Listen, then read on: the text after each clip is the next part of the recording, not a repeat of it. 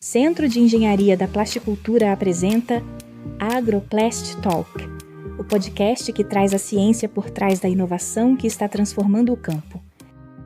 Bem-vindos, pessoal!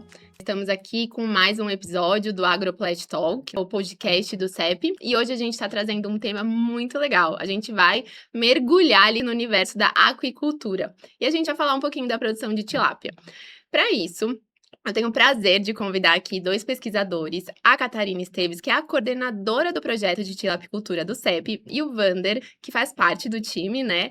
E com isso a gente vai poder entender um pouquinho mais como esse projeto, indo inovação, ciência, tecnologia, tá com um olhar bem específico sobre melhorar a produção, a produtividade, sustentabilidade da tilápia, e aí a gente vai entender um pouquinho mais.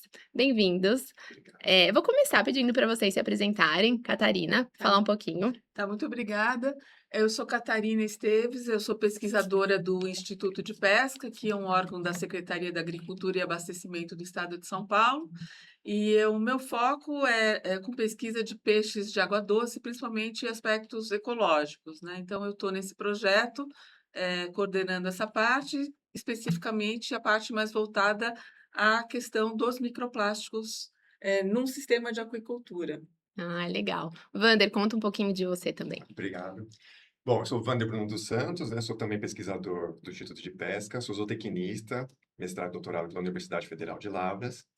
E eu estou mais focado nesse projeto nas questões de produção mesmo dos organismos nos sistemas que nós desenvolvemos lá no Instituto de Pesca, né? Minha área de atuação sempre foi crescimento dos organismos aquáticos, né? Crescimento muscular para produção de carne, vamos dizer assim, e agora uma nova fase aí de pesquisa, né? Vendo as questões do plástico aí nos cultivos. Legal, é um prazer ter vocês não só aqui, mas também no CEP, né, contribuindo com os nossos projetos. Olhando o perfil de vocês, assim, queria entender como que surgiu a ideia desse projeto para o CEP, né? Da onde foi que essa motivação de trabalhar com a plasticultura e com todo esse histórico de vocês veio? Como que surgiu essa ideia? Na verdade, assim, foi até numa época de pandemia, né? Eu estava na minha sala, na época eu era até diretor do Instituto de Pesca, né? Legal. Eu recebi uma mensagem do professor Antônio Blisca, né? Que tinha um edital da FAPESP, né? E que eles queriam concorrer, que era para fazer esse centro de engenharia e plasticultura. E meus olhos brilharam na hora, assim, porque é algo que a gente tem que pensar um pouco fora, né, do nosso contexto, do dia a dia.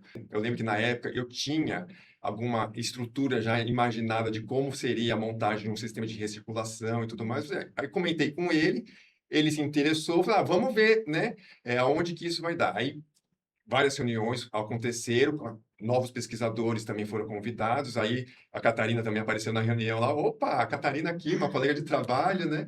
E aí a gente começou a costurar a ideia e parece que todos aceitaram de uma certa forma, foi bem bacana.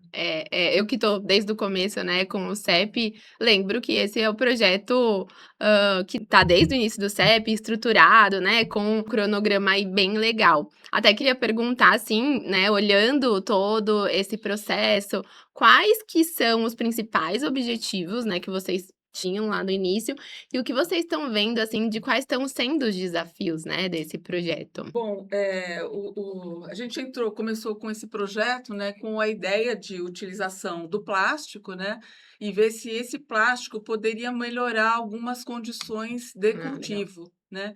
Então, uma das ideias que surgiu no início foi que a gente tem alguns problemas que ocorrem durante o cultivo, por exemplo, o crescimento de algumas algas, que são as cianobactérias, que elas se proliferam principalmente em função dos altos níveis de nitrogênio e fósforo.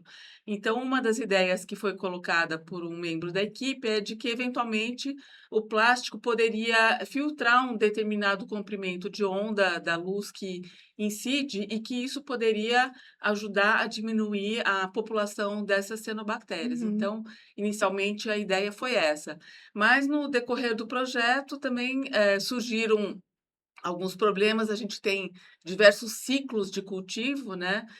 No primeiro ciclo já teve alguns problemas, como a questão da reversão sexual dos peixes, que o Vander pode até comentar melhor, né? Então a gente teve que ir adaptando algumas questões aí A gente pode depois entrar em um pouco mais de detalhe, né? Não sei se você quer falar sobre Sim, isso, né? Na verdade, assim, complemente.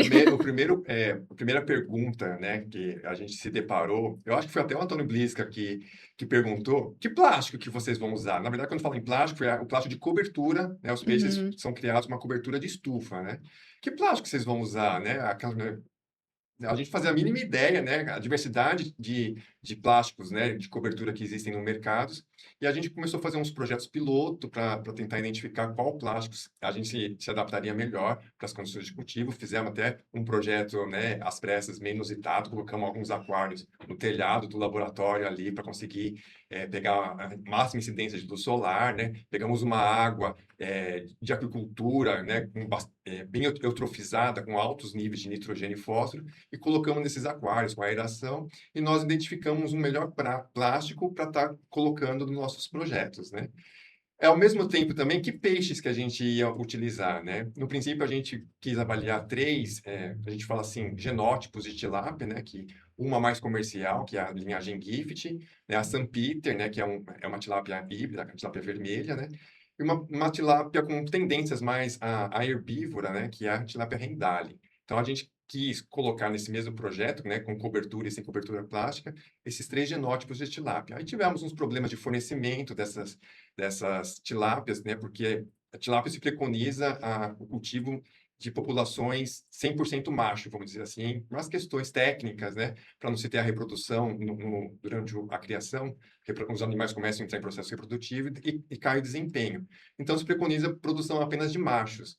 E quando nós adquirimos esses alevinos, no meio do ciclo de produção, a gente percebeu uma grande quantidade de fêmeas e acabou atrapalhando um pouco os resultados, né? Esse foi o primeiro ciclo, né? Aí nós partimos para um segundo ciclo e resolvemos produzir apenas a linhagem Gift, que eram de fornecedores, vamos dizer assim, mais que utilizam, né, as questões de reversão sexual melhores, e nós conseguimos, então, fazer todo o ciclo de produção com essa linhagem aí. Nossa, super interessante. E aí reforça, inclusive, né, o papel da pesquisa, porque se só tivesse feito um ciclo observacional, a gente provavelmente não Não teria teríamos resultados que os estamos tendo. resultados. Muito interessante. Até, Wander, complementando, né, você comentou que o projeto, né, que envolve essas estruturas plásticas em sistema de recirculação de água, né? Como que essas estruturas elas contribuem para a qualidade da água? E se você puder falar um pouquinho também do que seria a aquaponia, né? Que o que eu conheço que também envolve um pouco de recirculação.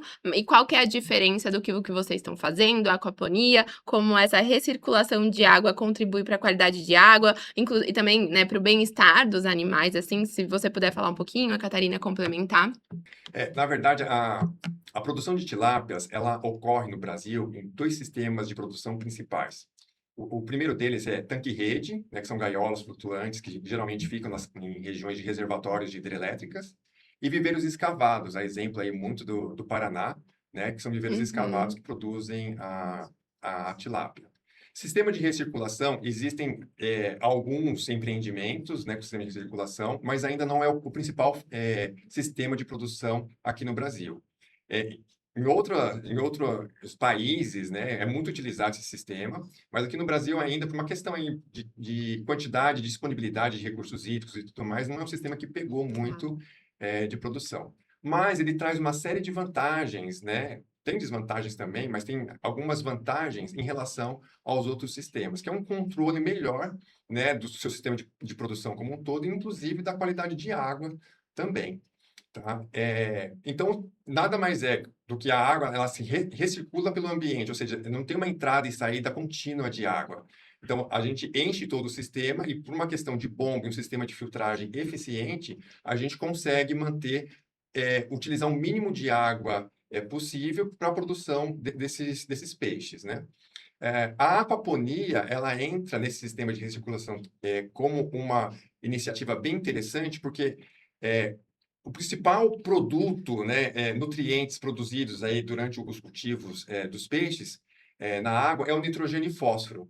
Então, para você jogar fora essa água, essa água rica em nitrogênio e fósforo, por que não aproveitar do crescimento de plantas, né, principalmente hortaliças, que estariam retirando dessa água esse nitrogênio e fósforo para o crescimento, e você teria um produto a mais, não só o peixe, o pescado, mas também alguma planta produzida no sistema consorciado, vamos dizer assim. Ah, entendi. Super interessante, acho que, nos 2 tópicos, né, tanto de recirculação de água quanto no sistema de aquaponia, é bem reforçado a otimização de um recurso Isso, natural, no caso a exatamente. água, né, para a produção. Catarina, você comentou um pouco do seu histórico, né, e estudando um pouco do projeto, eu vi que vocês também, estão fazendo uso da Macrófita lema como parte de alimentação, né, dos peixes. Eu queria entender um pouquinho mais, queria que você falasse também, né, como que essa integração funciona, como que a lema, sendo utilizada para alimentação, tá interferindo nos resultados positivo ou negativamente? O que que vocês estão observando? Por que que ela foi escolhida assim? Pra gente conhecer um pouquinho mais. Tá. Então, a lemna é uma planta que a gente chama de macrófita, né? Ela é uma planta flutuante e dentro desse sistema que foi montado, ela fica num tanque de decantação para onde chegam todos os resíduos que são produzidos durante o cultivo das tilápias, né? Então, além dela funcionar como vamos dizer assim, um filtro, né, Uhum. de nutrientes, tanto nitrogênio como fósforo, ela também, nesse projeto e também em outras situações, ela é utilizada como um alimento para o peixe, porque ela tem um alto teor de proteína, né. Então, um dos experimentos que está sendo conduzido também, utiliza uma parte da lêmina como alimento, e a gente está tentando ver se o fornecimento dessa lêmina, em diferentes proporções em relação à ração, pode diminuir os custos de produção também, porque aí seria um alimento, vamos dizer, que não teria custo nenhum e teria um valor também, que poderia acrescentar, ao crescimento do peixe durante o seu cultivo. Então ela faz parte desse sistema, né, e é um sistema que, vamos dizer assim, se auto-mantém, porque a planta recicla esses nutrientes. Nossa, super É. interessante. Então somado a tudo que o Vander falou, ter a lêmina como parte da alimentação reforça, esse viés de sustentabilidade, ambiental e econômica, né, porque você pontuou que é para estão observando para reduzir o custo de alimentação, né, dos peixes em É, um relação dos critérios um do dos critérios, projeto é entendi. reduzir os custos em, acho que por volta de 40%, né. Uhum. Isso está sendo testado, eles estão fazendo, testes com diferentes quantidades de lêmina, já testaram a lêmina fresca, a lêmina seca, e já tem o resultado do segundo ciclo, que é em relação a esses 2 tipos, incluindo a ração também, e agora eles estão fazendo só com a tilápia gift e a lêmina fresca, para ver se esses resultados se mantêm ou quais seriam os fatores que poderiam influenciar o crescimento, dando esses 2 tipos de alimento? Só Muito interessante, complementando, claro.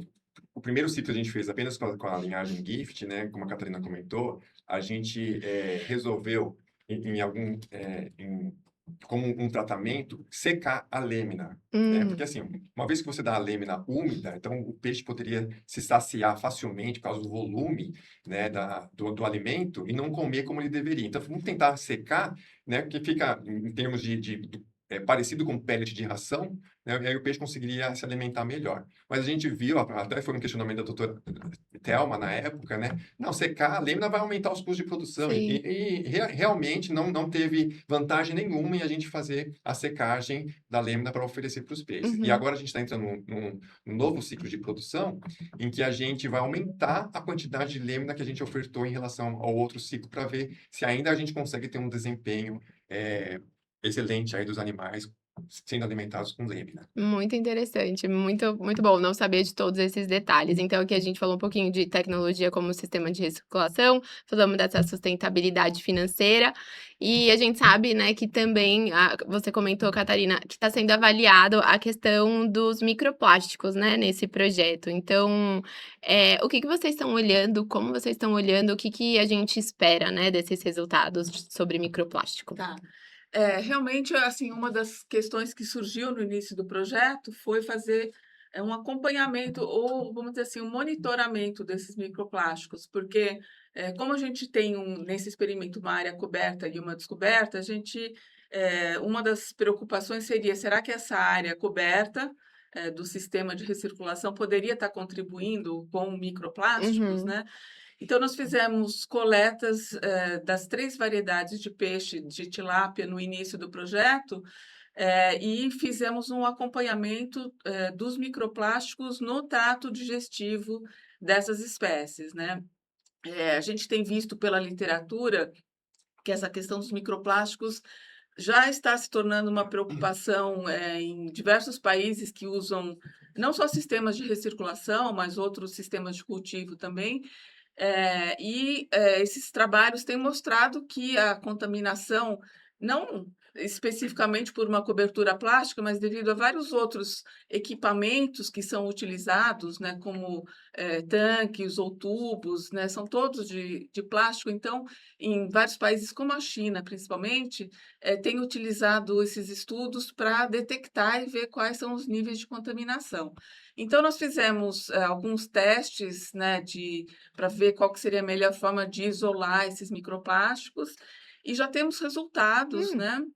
Já temos resultados, agora a gente vai passar por uma segunda etapa, que a gente vai tentar caracterizar o tipo de microplástico que é. Então, se é polietileno, se é polipropileno. A gente está aguardando um equipamento específico para fazer essa análise, mas acho que isso vai contribuir muito para, inclusive, dizer da onde está vindo esse microplástico, porque um dos eh, elementos que nós analisamos foi a ração também. Uhum. Então, será que está vindo da ração? Será que está vindo do plástico? Será que está vindo do tanque? Então, a gente vai conseguir ter essa ideia da onde vem esse aporte e como isso poderia estar influenciando, então, os peixes e o consumo desses peixes, né? Uhum. E não deixa de ser uma pesquisa com certo pioneirismo, né, no tema de tilapicultura? Aqui no Brasil a gente já tem vários trabalhos de estudo de microplástico, mas principalmente em ambiente natural. Ah, tá. Então, são coletados peixes em reservatórios ou em rios. Isso já existe para diversas regiões, incluindo a região amazônica, mas mais especificamente para a aquicultura e num sistema de recirculação, é um dos primeiros trabalhos que está sendo feito, né? Ah, Então, legal, muito bacana ter isso no CEP, né. sim. E além dos resultados desse tema de microplástico, quais são os resultados mais interessantes, assim, em relação à produção que a gente tem até agora do projeto, né, a produção dos peixes? A gente ganhou um aumento de produção em torno aí de 20%. A gente percebeu que os peixes que estavam sendo criados sob a cobertura plástica comeram mais, se alimentaram melhor e ganharam mais peso. Então, esses 20% de ganhos foi também na conversão alimentar Uhum. e no desempenho desses animais, né? Obviamente, aqueles que comeram só ração, não comeram as lêminas, né? Teve aqueles tratamentos que só comeram ração, ganharam em torno aí de 20% a mais quando comparado àqueles que foram criados no ambiente descoberto, sem estrutura plástica. Uma vantagem muito bacana, assim, e a gente não testou, mas assim, a cobertura plástica, o fechamento dos cultivos sob estufas, né? Obviamente tem os custos e tudo mais, mas o principal fator de ganho, né, em se cultivar peixe em sistemas fechados com estufas seria a temperatura. Só que a gente não está avaliando, a temperatura não é um fator que tem alterado nesse nosso sistema. Porque a gente sabe que a tilápia é um peixe de clima quente, então a temperatura favoreceria o crescimento desses peixes. Então a gente só cobriu, as laterais não foram fechadas, né, com plástico, para manter a mesma temperatura do ambiente coberto e do ambiente descoberto. Então, a temperatura não foi fator neste caso. Então, a gente acredita, né, estamos avaliando, né, por que os peixes comeram mais, né, no ambiente coberto. Pode ter relacionado aí uma questão de bem-estar animal aí, né, e os peixes se sentiram mais à vontade, se alimentaram melhor no ambiente coberto. Muito legal. A minha próxima pergunta era mais ou menos nesse sentido até de o Brasil, né, tá entre os maiores produtores de tilápia, igual a gente estava comentando antes aqui da nossa gravação. E como que esse projeto dialoga, né, com o crescimento da tilapicultura no país, mas entendo então que é com, esse aumento na produção mesmo do peixe, sem precisar, expandir tanto áreas de produção, mas se intensificando, certo? Certo.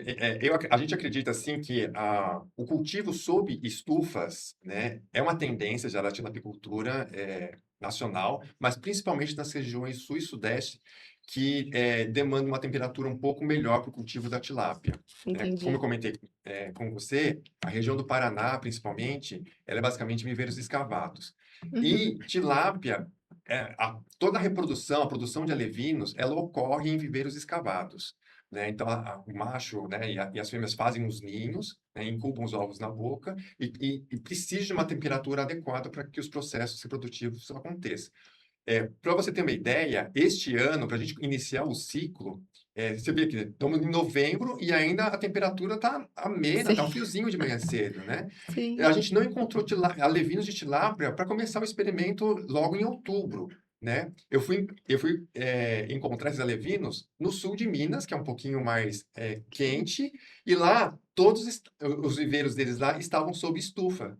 Né? Então, assim, então consegue-se ter uma reprodução de tilápias praticamente o ano todo com Sim. cobrindo esses tanques, esses viveiros. Então, a Nossa, gente acredita ótimo. que é uma tecnologia, o uso das estufas, bem interessante para o cultivo de tilápia, principalmente nas regiões sul e sudeste. Ai, que ótimo que conversa com o nosso objetivo mesmo do Exatamente. CEP, Eu né, acho que tem de essa questão também de que esse sistema RAS, né, ele é um sistema que não exige grandes espaços, né, ele pode, tanto que a gente uhum, está desenvolvendo ele na cidade de São Paulo, e ele representa uma economia muito grande de água também, né? Então você não precisa ter grandes fontes nascentes, etc.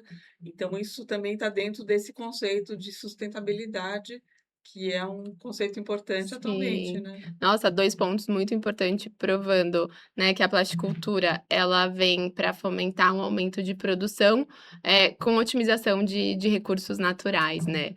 Muito legal. Mais do que isso ainda, a gente não conseguiu comprovar ainda com o projeto, mas está em vias de, né? É a questão do controle realmente aí da produção de cianobactérias. Porque Uhum. essas, não sei, eu não lembro se a Catarina comentou, mas essas cianobactérias, elas acabam provocando o off flavor na tilápia, né? Que é aquele gosto de barro. Né? Então, se a gente conseguir comprovar e temos indícios de que foi melhor na cobertura plástica, né, uma produção de cianobactérias inferior quando comparada ao descoberto, vamos dizer assim. Sim, Só que nós não analisamos ainda esses filés dessas entendi. tilápias, né, se e tem off flavor ou não. Essa comparação nós ainda não realizamos, mas estamos em vias de conseguir avaliar para saber se tem essa interferência também. Muito legal. Olha, eu como consumidora tô torcendo realmente para que a cobertura consiga reduzir aí esse gostinho de barro que às vezes a gente, né, vem a sentir. Acho que para finalizar, queria ouvir um pouquinho, assim, quais são os próximos passos da pesquisa, né? O que vocês estão pensando aí para o futuro desse projeto, depois dos resultados que temos até agora? Olha, mais especificamente, falando sobre a questão dos microplásticos, né, a gente, acha que podemos continuar, né, se forem cultivados outros organismos também. Existe uma ideia de futuramente talvez, fazer um cultivo de camarão. Então acho que se a gente continuar nessa linha aí, a gente vai poder agregar bastante, né, nessa questão da contaminação por microplástico e talvez incluir outras metodologias, fazendo músculo em outras partes também, para atentar essa questão do consumo humano, que é um tema que hoje em dia está sendo muito discutido, né. Agora, em relação aos cultivos, acho que vocês podem falar um pouco sobre a questão dos novos projetos aí, né. A ideia, por exemplo, está sendo desenvolvida nesse exato momento, ter um ciclo de produção, né, que a gente vai aumentar a quantidade de lêmina que está oferecendo aos animais para saber se tem a vantagem econômica nesse sentido, sem perda muito de desempenho dos animais, né? E a ideia talvez, em um ciclo futuro, né, ou talvez voltar com os outros genótipos de tilápia novamente, né, e agora com fornecedores que garantem populações 100% macho, para que a gente consiga avaliar essas outras tilápias, vamos dizer assim. Ou também até tirar a lâmina do sistema, que aí a gente consegue estudar melhor as questões do off-flavor, porque os níveis de nitrogênio e fósforo vão subir exponencialmente e a gente consegue ter uma maior produção aí do fitoplâncton ou o mesmo das cianobactérias, se for o caso, que é Uhum. indesejável, né? E a gente consegue comprovar melhor essas questões. Então, isso aí são ideias que o grupo ainda vai se reunir para passar aí e ter os próximos passos dos nossos projetos. Ah, é legal. Então, o próximo episódio que vocês participarem aqui já vai ser para trazer os resultados desses próximos passos. A gente vai saber um pouco mais dos resultados consolidados desse projeto. Sim, só para acrescentar, só contar que recentemente eu tive num congresso de aquicultura no Chile, né? E a gente apresentou já parte desses resultados. Foi muito interessante, porque a gente também teve vários trabalhos, né, com essa questão dos microplásticos. A gente trocou um pouco de informações também com relação à metodologia que está sendo usada. Então, já temos um pouco de resultados divulgados aí do projeto também. Muito legal. E parabéns, a gente sabe e acompanha de perto, né, todo o trabalho de vocês como pesquisadores, comprometimento aqui com o CEP, né, e eu acho que esse é um projeto que reforça muito o papel da plasticultura nas questões de sustentabilidade nos 3 pilares, né, econômico, ambiental e social também, porque no fim do dia o produtor rural vai conseguir produzir mais, com menos custos, vender melhor um produto de maior qualidade. Então, a gente tem um projeto, um case de sucesso aqui com o projeto de vocês. Foi ótimo mergulhar nesse mundo da agricultura, eu acho que é um tema que não é tão comum mesmo pra gente do mundo do agro, né? E foi muito legal, agradeço vocês, espero que tenham gostado de dividir aqui com a gente. E no próximo a gente vai ter mais resultados ainda aí sobre tilapicultura. Muito obrigada, Wander, muito obrigada, Catarina. Obrigada a você. Nada, nós que agradecemos. Até a próxima. Obrigada. Bom, pessoal, então a gente encerra mais um episódio do AgroPlast Talks. Muito obrigada pela participação e não esqueçam de nos seguir nas nossas redes sociais, que vou botar aqui ó, escritinho na descrição do vídeo. Até a próxima! Você ouviu o AgroPlast Talk, uma produção do Centro de Engenharia da Plasticultura, com apoio da FAPESP, Braskem e Unicamp.